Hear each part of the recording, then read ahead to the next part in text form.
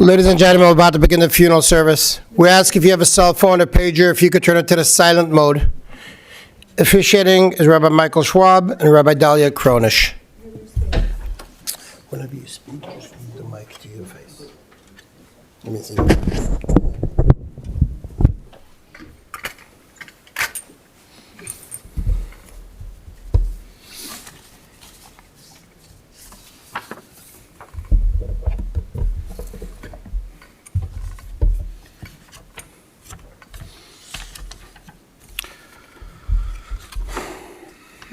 In honor and memory of the Honorable Joyce Sharon Steinhardt, I'm going to now recite from Psalm 15 about a person of integrity, which is one of the many, many wonderful qualities that she had.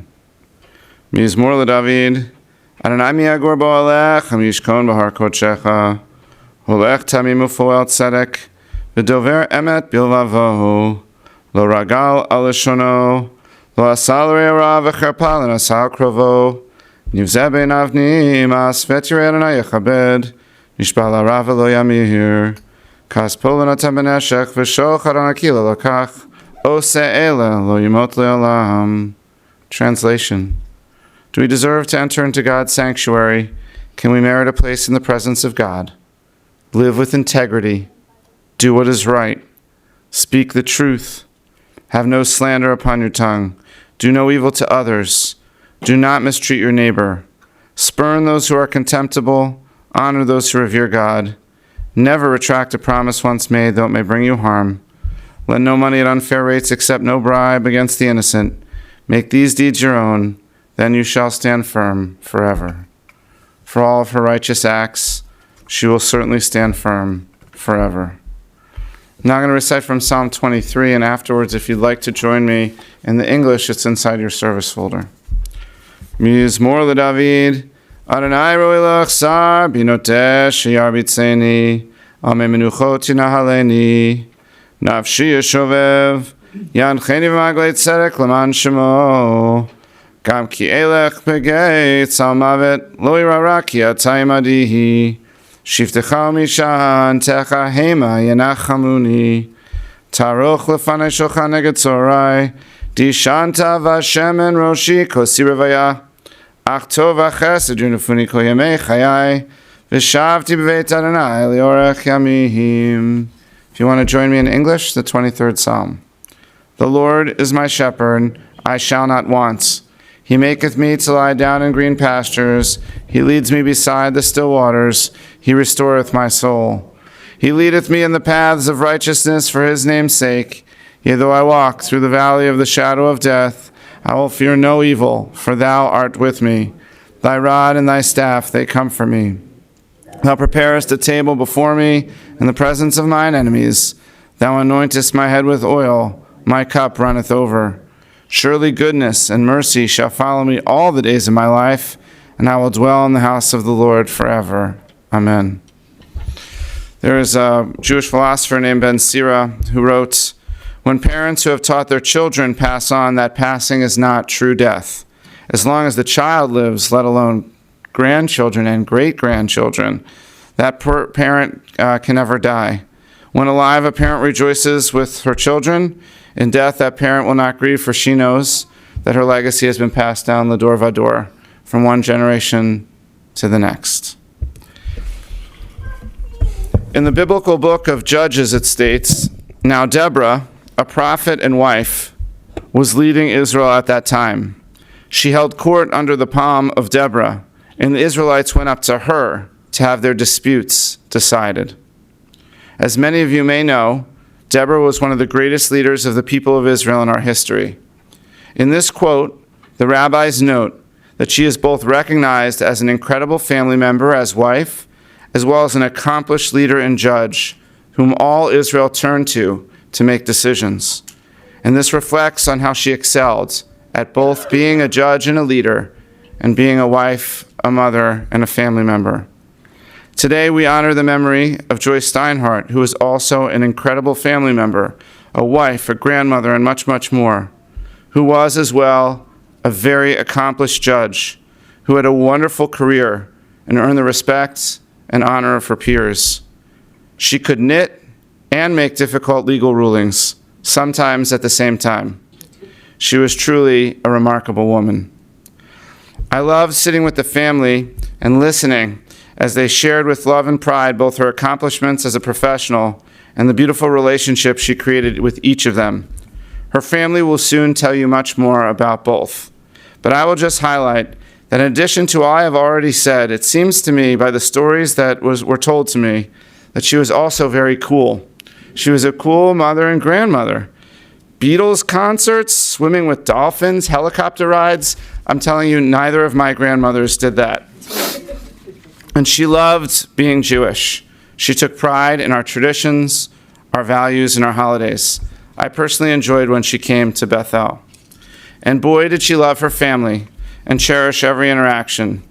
Perhaps exemplified by the more recent custom that you'll probably hear a little bit more about, the family developed since COVID, inspired by her of a weekly Zoom with her grandchildren that she looked forward to every week.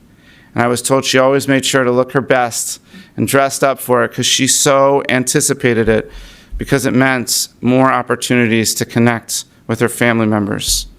She truly, truly was a great woman in all respects, intelligent, fun, and full of love. And the world is definitely a poorer place without her. Thus, it is my very sad honor to extend my condolences, those of Rabbi Kurtz in Israel, and those of all of us at Bethel, to her beloved family. To her loving children, Cheryl and Ted, as well as Sam and Bonnie, to her adored grandchildren, Mimi and Michael, Rebecca, Sarah and Haben, Joshua and Dahlia, Heather and Beck, Chris and Angela, David and Shauna, Elliot and Kelly, and Hannah, as well as to her cherished great-grandchildren, Jared, Noah, Leah, Roi, Erez, Shiloh, Lennox, Talon, Owen, and Baker, as well as to our beloved sister Rhoda. My prayer is that the words we speak and the traditions we observe provide some measure of comfort at a difficult time. I'm now going to share the names of all of those who are delivering eulogies this morning, and they will come up one after another on their own. Josh Maudlin, Jared Sanders, Roi Cronish Maudlin, Mimi Banks presenting on behalf of others, and of course Rabbi Dahlia Cronish.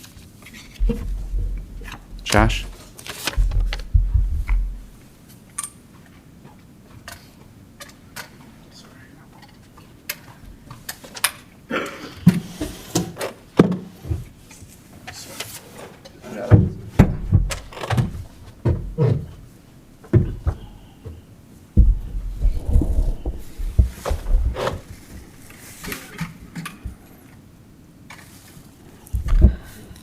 We gather today with hearts that are heavy, heavier than I imagined they could be, to honor and celebrate the life of Judge Joyce Steinhardt, our grandmother, the matriarch whose presence has been a pillar in our lives for so long that it almost felt impossible to imagine the world without her in it. There are lives that impress, and there are lives that form us, lives that become the scaffolding our own lives rest on. Grandma lived one of those lives. Grief does something disorienting. It makes you feel both very old and very young at the same time. Standing here today, I feel like that 17-year-old kid who moved into her home, and I feel like the grown adult who had the zechut, the awe-inspiring privilege to care for her at the end of her life, the way she cared for me at the beginning of mine.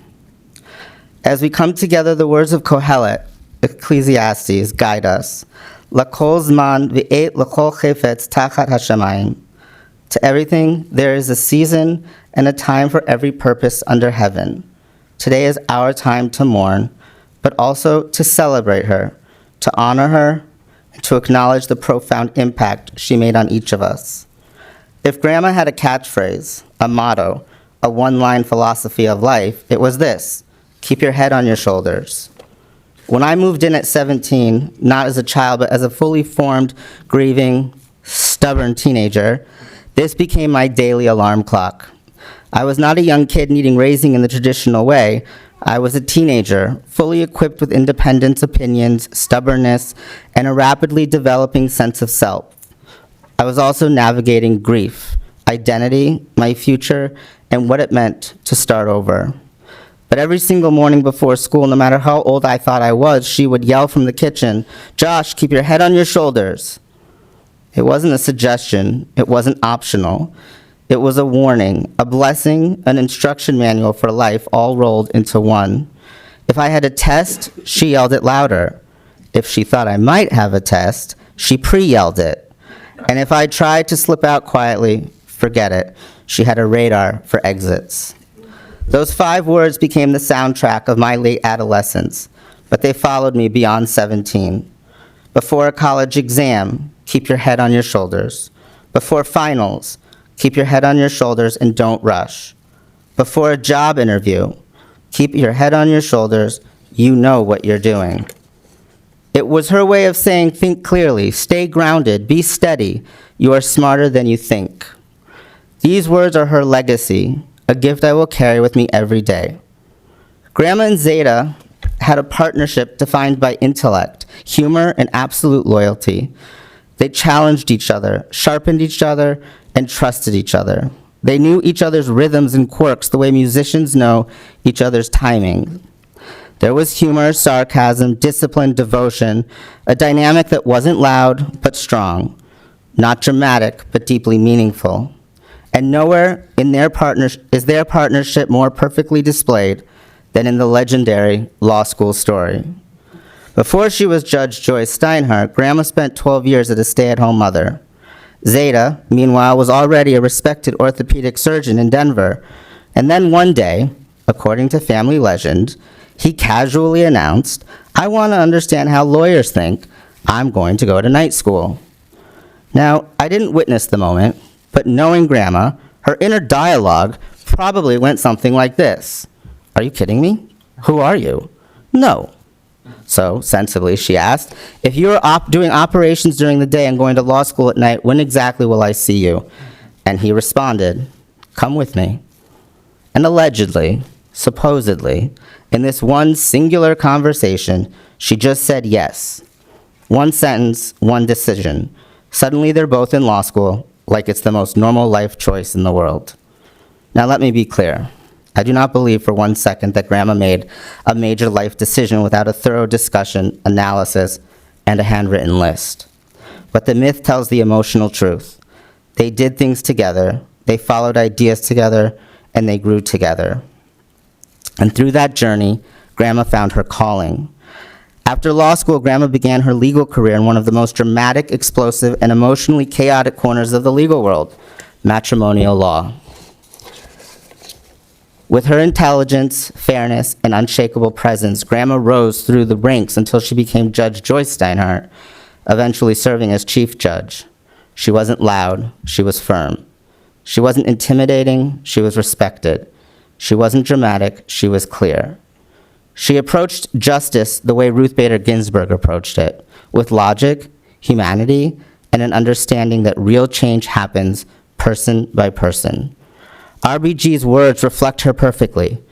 Real change, enduring change, happens one step at a time. Grandma lived that. She made change one ruling at a time, one person at a time. Grandma always talked about the differences between family and criminal law. Her most dramatic stories were centered around family law cases, where emotions were high and clients were, let's say, colorful. Which brings us to the unforgettable case of Mr. Muck. That's his real name. I'm not making it up.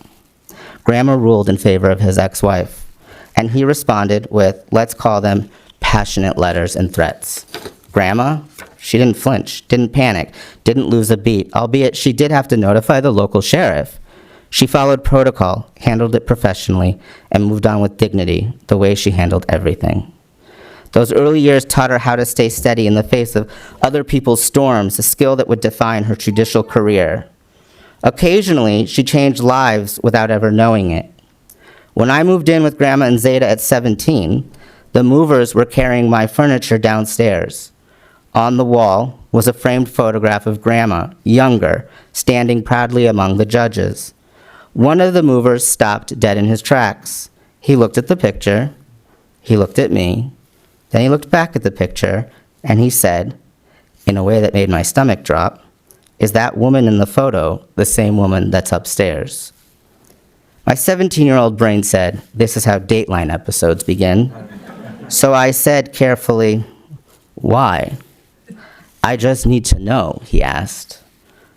Yes, I said hesitantly. He stared at me intensely and said, she sent me to jail many years ago. And suddenly my moving in day became a thriller.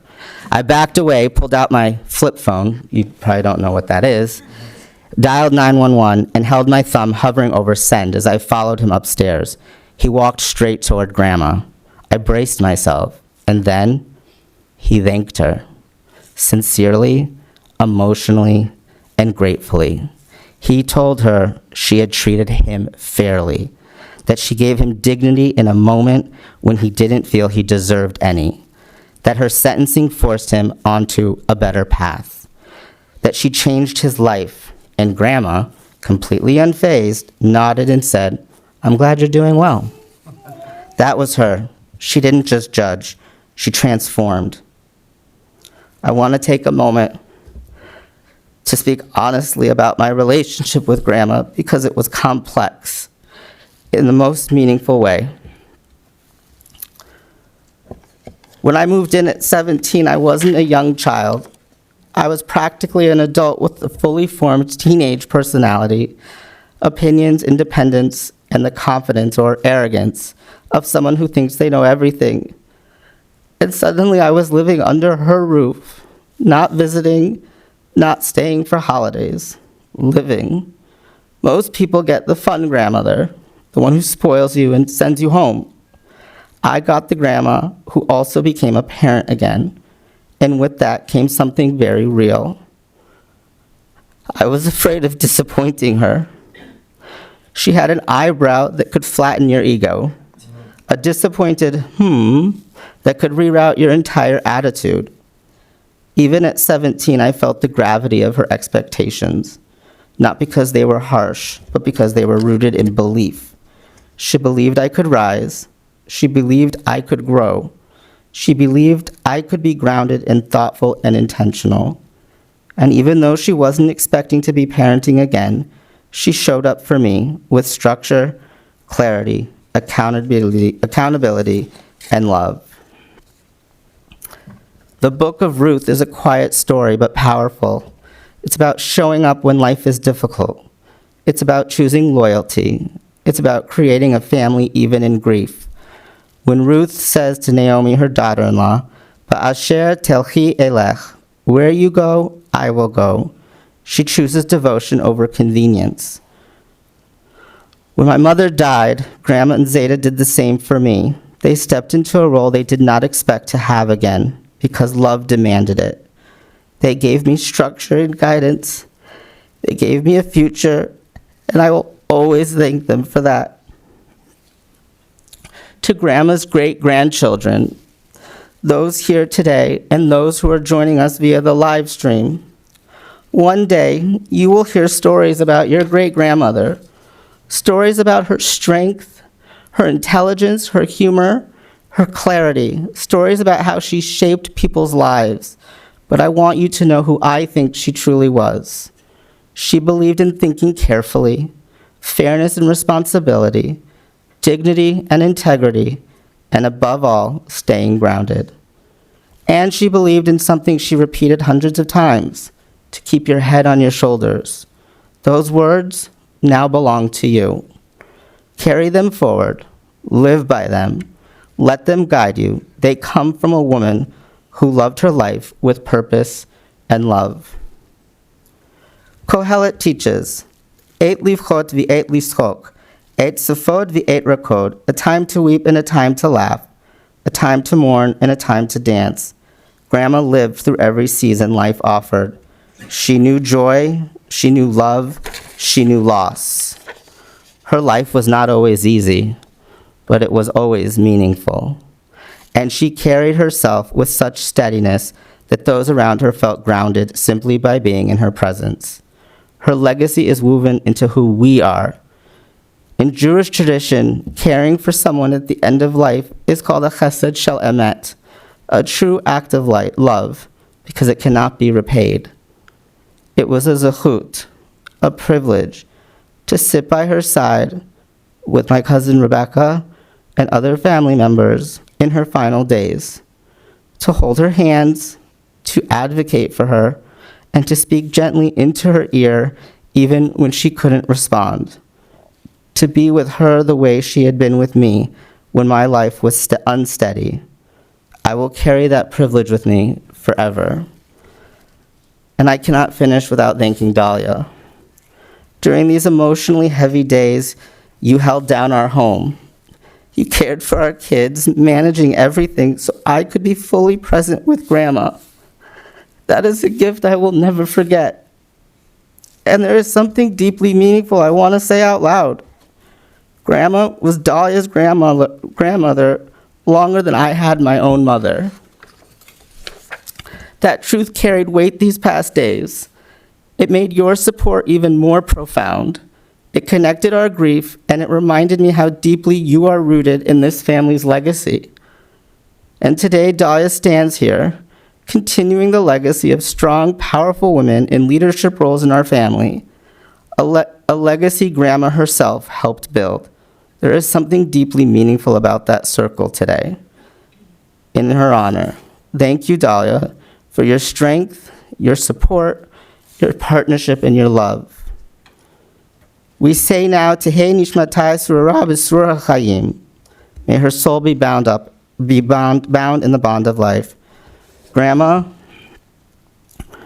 your soul is bound in us, in your children, your grandchildren, your great-grandchildren, in the lessons you taught, in the steadiness you modeled, in the love you gave.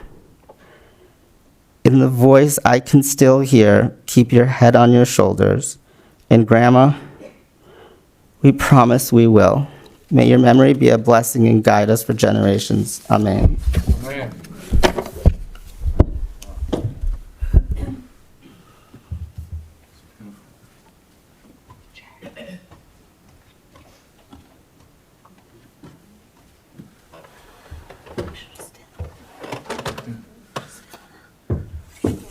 Yeah.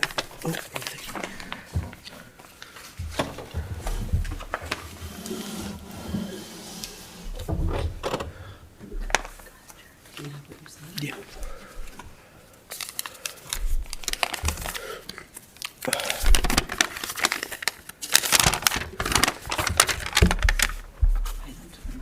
Yeah. My great-grandma lived an impressive and meaningful life. She was a judge, which was pretty cool. Family was always at the center of her world. She had 3 kids: Cheryl, my bubby, Roberta, my aunt, and Sam, my uncle. And she loved them deeply. She went through difficult moments, including the loss of my Aunt Roberta and my Zeta.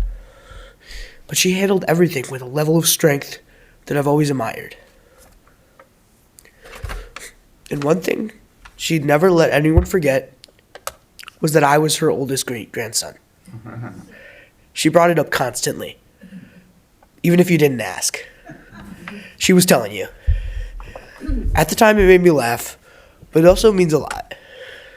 It shows how much pride and love she felt, and it made me feel like I had a special place in her life. She shared her life with my Zeta, Dr. Casey Steinhardt, and together they built a family filled with the warmth, stories, and a whole lot of personality. She never stopped being herself. She stayed engaged, stayed social, and always paid attention to what was going around her. And she always loved watching her relatives and family just be there with her. What my grandma loved the most was family and friends gathering. She is smiling proudly today because of everyone in this room seeing us all be together and see us all remember her. What made her special wasn't her career or accomplishments. It was the way she lived. She believed in doing what was right. She cared about people, and she made those she loved feel important and valued. I'm going to miss her.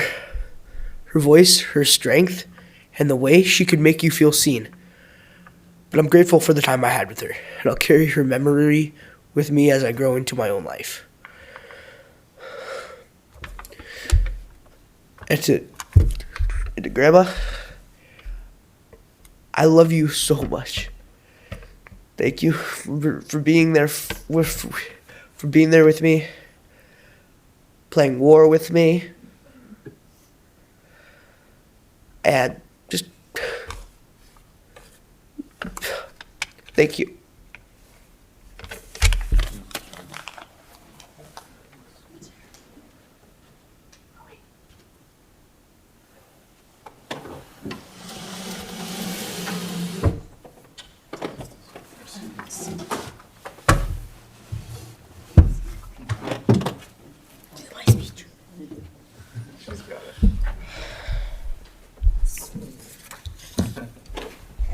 You got it. Hello, everyone.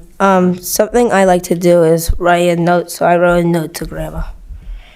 Dear Grandma, I love you. Thank you so much for being there for me when I needed it. Thank you for cheering me up and for cheering me on. Thank you for being proud of me when I called to tell you about my grades. Thank you for supporting my father throughout his life, especially during his hard times. You've shaped him into a wonderful parent who's very patient and very kind. It is a true privilege to be a part of the family. Being your great-grandson means so much. It means having cousins who are special to me. And that is a gift that you gave me and that will stay with me for my whole entire life. I will miss calling you on Friday to say Shabbat Shalom. And it'll be very hard that you won't be able to see me on live stream was the plan, become bar mitzvah. I hope you heard me practicing my Torah reading this week by your side. I hope you are proud of me, because I am very proud to be your grandson. On Wednesday, I was holding your hand as you took your last breath. It was hard to watch you suffer. I hope I offered you some comfort and made it easier to let go. And I hope you are now with Grandma Rowe and with Zeta.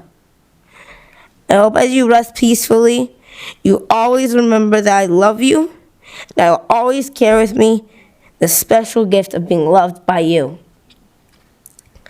I love you, Grandma. Thank you for being the best grandma. Thank you for everything. I miss you so much. Love, Roe. You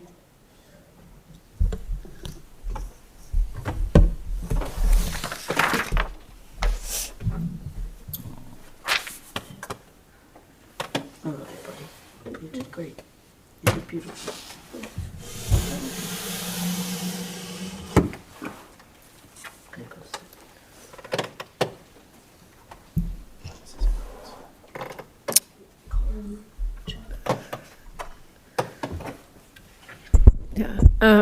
I am Joyce Steinhardt's oldest grandchild. I had the honor of making her a grandmother. Many people have spoken about her many accomplishments of a mother, grandmother, great-grandmother, aunt, sister, cousin, lawyer, judge, teacher, friend, and just good person. And this person was my safe place. A place of calm, of support, of never-ending love and pride. She opened her arms to my husband, Michael, who fondly called her grandma, and her newest great-grandchild, my 2-year-old daughter, Leah, who made her smile in her final days, and whose middle name is Juliet Yehudit, for my grandfather, Kasil Yakutiel, and the J is for Joyce, which I told her a few days ago.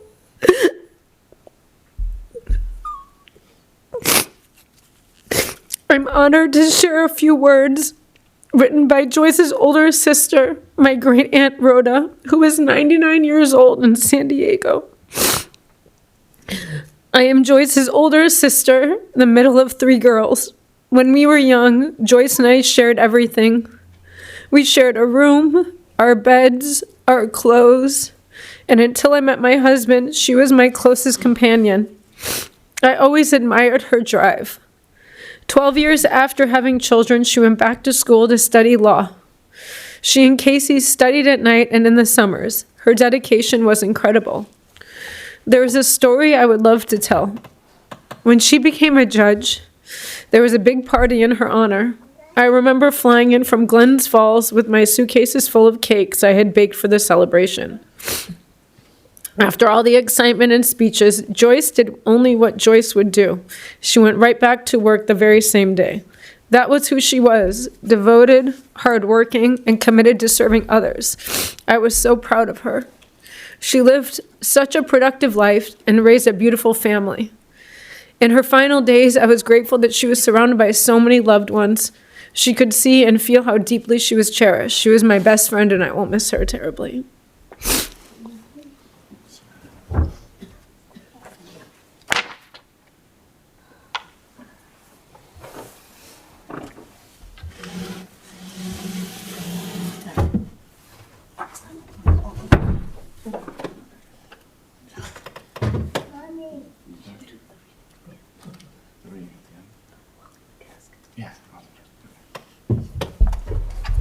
Oh, can I have my manual? My manual. Thanks. Good morning. My name is Rabbi Dalia Kronish, and it's a privilege to co-officiate together with Rabbi Michael Schwab. We actually went to rabbinical school together. For close to 18 years, I've had the privilege of being loved by the Honorable Judge Joyce Sharon Steinhardt. In our house, we call her Grandma. There is truly no greater honor than being loved by Grandma. Her love is powerful, it is all-encompassing, sometimes sharp, and always full of tremendous compassion and storytelling. In the Talmud, Rabbi Eliezer teaches that there's no greater value than the value of justice. Rabbi Eliezer quotes the verse, Ki hamishpat leElohim hu, reminding us that justice is divine, it belongs to God. Rabbi Eliezer quotes this verse to support his exclamation that justice has the power to pierce through mountains. In other words, for Rabbi Eliezer, you need not focus or worry about fairness or compromise, peace or compassion. If you rely on the power of justice to stand on its own, its divinity will guide you. Judge Steinhardt believed in the power of justice. And just like this quote suggests, she was a trailblazer. As a young mother in her 30s, Joyce joined Casey and went to law school. This was not without complications. She had 3 young children at home. They took evening classes. Sometimes, as Grandma used to tell me stories, she and Casey would go to hotels together to study for big exams. She opened the door for many others, especially women, by becoming the first female district court judge and later the first female chief judge in the 18th Judicial District of Colorado. In her courtroom, Judge Steinhardt was firm and steady. She held people accountable. She was a force of steadiness for people who displayed their worst behavior. It is possible to interpret Rabbi Eliezer's metaphor to suggest that justice is so powerful, it's potentially destructive. Rabbi Eliezer seems to suggest that we should choose divine justice over fairness, equality, and compassion. He is very clearly arguing that judges must choose biblical law over the potential possibility of compromise. However, Rabbi Yehuda HaNasi responds to Rabbi Eliezer and suggests that law is intended to be both just and compassionate. When executed correctly, it is not meant to pierce and destroy, but rather to heal and be compassionate. The vision of justice suggests that the power of justice is determined not by its ability to pierce mountains, but by its ability to pave the road with clarity and purpose, and to always remember the intent behind the law, taking care of the vulnerable, ensuring the possibility of living in community. When I entered the family, Grandma was no longer on the bench. She had recently retired and was reading and adjudicating cases at home. I was exceptionally drawn to the way she would talk to us around the kitchen table, to Zeta, to Josh, and me, about the cases she was reading. She was a true role model of women's leadership and power, of transparency and accountability, and the possibility of change. What was clear above all was that Grandma saw each case not as an opportunity to execute justice, but as a moment to care for individuals and provide them with an opportunity to repair and rebuild.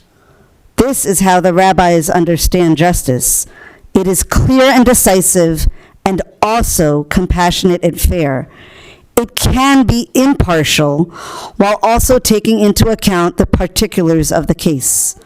It sees the people in the courtroom for their full humanity and helps them be the best version of themselves.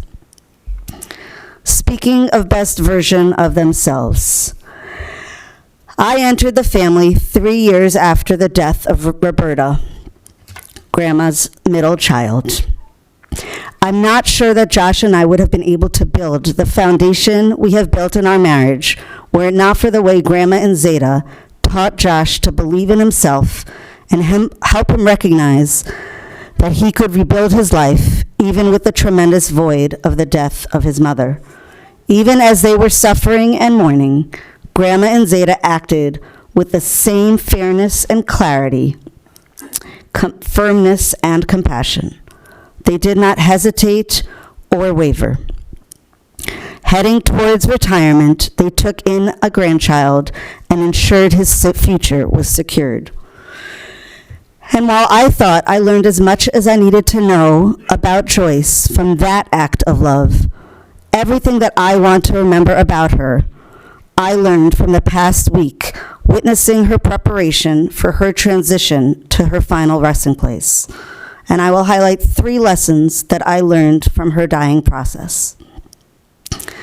The first, at one moment of clarity, Grandma looked at Josh and Rebecca and said, "No ice."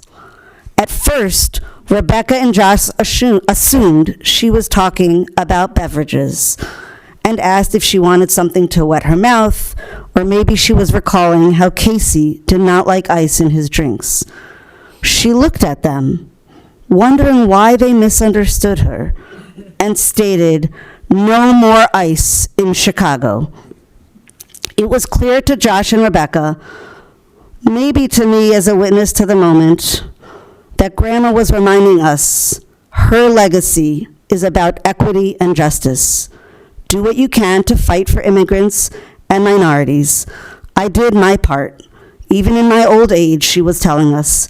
I tried, I continued to donate actively to the Democratic Party. It's your turn now. Be sure to continue my legacy. The second lesson I learned from Grandma during this process. Every morning when we wake up, we're told to recite a prayer that reads as follows. Elohai nishama shenatata bi tehora hi. My God, the soul which you bestowed in me, it is pure. You created it, you formed it, you breathed it into me, you preserve it within me, and eventually you will take it from me and restore it in me in the time to come. It is important to note that the word in Hebrew for soul is the same word in Hebrew for breath, neshama and neshima. As we watched Grandma labor over each breath, we saw her both hold on dearly to her life and prepare for her breath to leave. And these moments were precious and pure, just as the prayer suggests.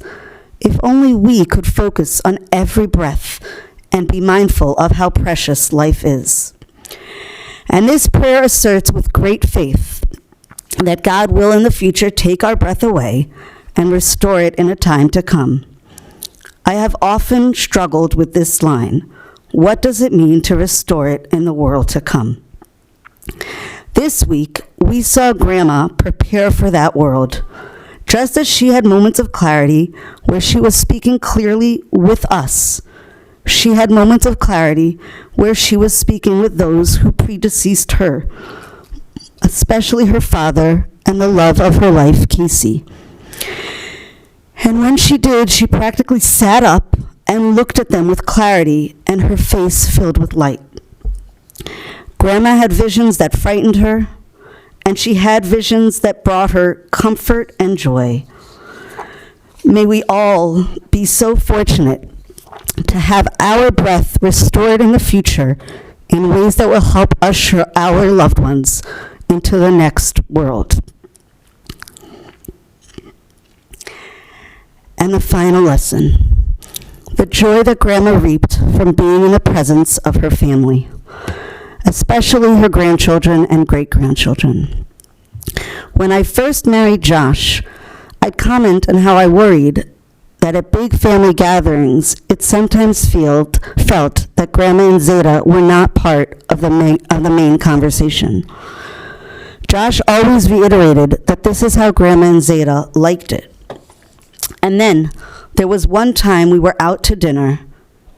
It wasn't a special occasion, but we were all out together, many grandchildren and great-grandchildren, and I was sitting next to Grandma. At one point, she tapped my hand and said to me, "You see all this? I'm responsible for all of this." So we kept her apartment this week bustling. Her children, Cheryl, Ted, Sam, and Bonnie. Her grandchildren, some in person, some on FaceTime, Mimi, Rebecca, Sarah, Heather, Chris, Josh, David, Elliot, and Hannah. And with 5 of her many great-grandchildren running around and playing. Each of us would come up and have a turn to speak with Grandma. And we would each say, "Grandma, it's Dahlia," or "Grandma, it's Mimi." And Grandma's face would light up with joy. And this joy was particularly evident when her great-granddaughter Leah came to her side this week and kept sharing her bee with her. Grandma blew kisses. It was truly a joyous love fest. And then on Sunday night, when I took a turn, I said, "Grandma, we're all here. We love you." She took my hand, just like that night at dinner. She looked right at me, and she said, "I know. I'm so lucky." Even as she was struggling, even as she did not want to leave, even as she was scared, and those were quite present, she was filled with gratitude. She loved the family that she built with Zeta with all her heart. Her family was her rock, her source of strength, her source of joy. She loved being with us in person, and she became so skilled at FaceTime and Zoom. What a gift that weekly Zoom call, orchestrated by Sam, was to her ability to stay connected with family, from New York to Oregon, San Francisco, LA, Texas, and here in Chicago. So in tribute to Grandma's ability to focus on gratitude, I will close my eulogy with words of gratitude. First and foremost, to Edith and to Gladys, Grandma's caregivers, Grandma's angels. Thank you for not only taking physical care of Grandma, but for being her friend. You treated her with respect, dignity, patience, and love. You held her with gentleness in moments when our family could not be there. We are forever grateful for your kindness and your presence.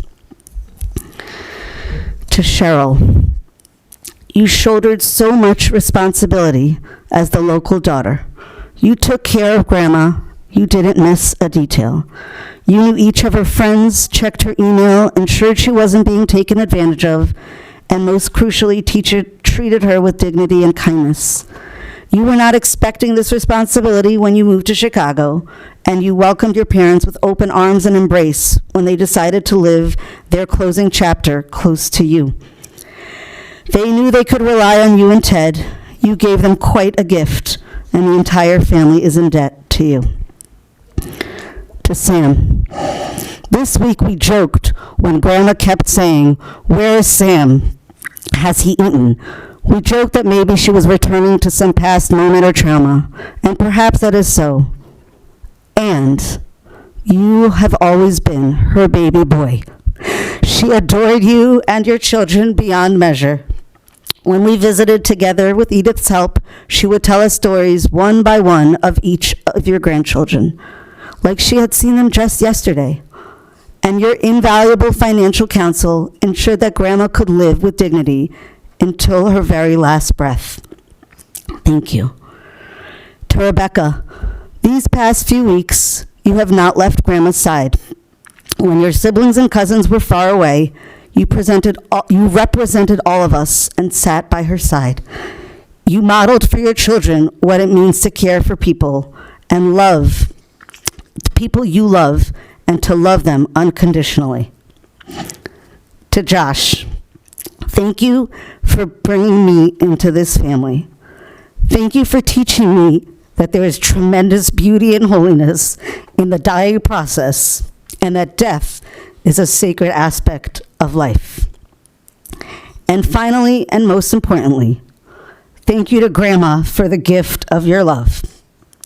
Thank you for modeling for me the power of female leadership. Thank you for teaching me about the sanctity of breath and life. Thank you for placing gratitude at the core of your legacy. I will think of you when I swim with your great-grandchildren, when I cook chicken soup, when we miss calling you to say Shabbat Shalom, and most of all, when your family gathers together, I will remember this is all you're doing. The prayer I quoted earlier ends with the following: Kol zman shehaneshama b'kirbi, moda ani lefanecha, Adonai Elohai ve'Elohei avotai ve'imotai, Ribon kol ha'ma'asim, Adon kol haneshamot. So long as the soul, the breath, is within me, I give thanks to you, God, the God of my mothers and my fathers, and the master of all breath. Grandma, we are grateful for the precious, pure, and unparalleled life that God instilled within you. We already miss you. May you rest in peace. Please rise as we conclude this service with the memorial prayer.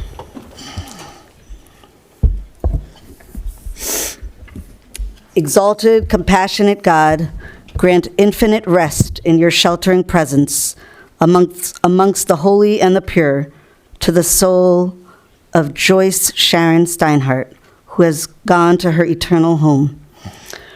Merciful One, we ask that you, our loved one, may find perfect peace in your eternal embrace. May her soul be bound up in the bond of life. May she rest in peace. Let us say Amen. Amen.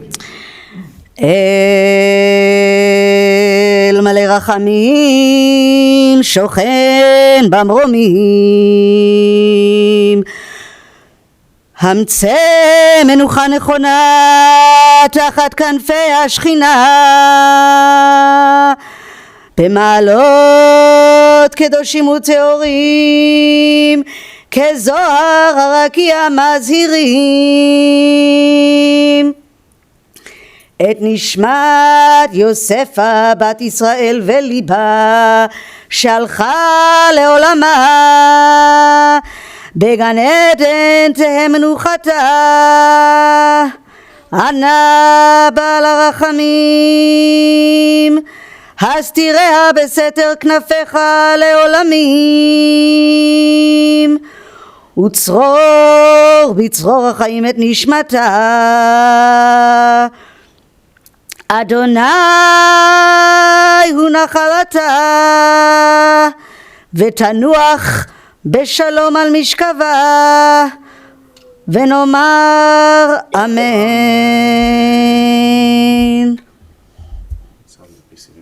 Please be seated. Hopefully they're listening and coming in. Yep.